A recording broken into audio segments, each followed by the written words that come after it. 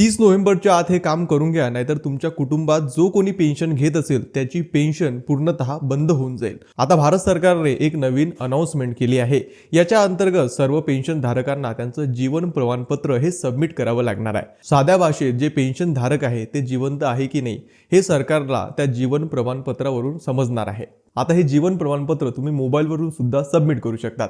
यासाठी तुम्हाला जीवन प्रमाण आणि आधार फेस आयडी ह्या दोन ॲप्लिकेशन डाउनलोड करावे लागणार आहे। सर्वात आधी तुम्हाला जीवन प्रमाण ही ॲप्लिकेशन ओपन करायची आहे आणि यामध्ये तुम्हाला तुमच्या स्वतःचं रजिस्ट्रेशन करायचं आहे। याच्या अंतर्गत तुम्हाला तुमचा आधार क्रमांक, मोबाईल नंबर, ईमेल आयडी आणि OTP टाकून सबमिट करायचा आहे। नंतर आधार फेस आयडी ही ॲप्लिकेशन ओपन होईल। यामध्ये तुम्हाला तुमचा फेस स्कॅन करायचा आहे आणि इथंच तुमचं रजिस्ट्रेशन होऊन जाणार आहे। आणि नंतर तुम्हाला या ॲप्लिकेशनवर पेन्शन धारकांची डिटेल टाकावी लागणार आहे, जसं की पेन्शन धारकाचं नाव, त्याचा आधार क्रमांक, त्याचा मोबाईल नंबर, त्याच्या मोबाईल क्रमांकावर आलेला OTP आणि संबंधित व्यक्ती कोणत्या डिपार्टमेंटकडून पेन्शन घेतो अशा काही डिटेल तुम्हाला इथं भराव्या लागणार आहे। आणि नंतर इथं सबमिट केल्यावर तुम्हाला पेन्शन धारकाचा फेस जो आहे तो स्कॅन करावा लागणार आहे आणि सबमिट या बटनावर क्लिक केल्यावर तुमचं जे जीवन प्रमाणपत्र आहे ते सरकारकडे सबमिट होऊन जाणार आहे। आता हे जीवन प्रमाणपत्र काढण्याची प्रोसिजर थोडी लांब आहे आणि हे जर तुम्ही घरी करत असाल तर सांभाळून करा। एकही चूक झाली तर तुमचं पेन्शन बंद होऊ शकते।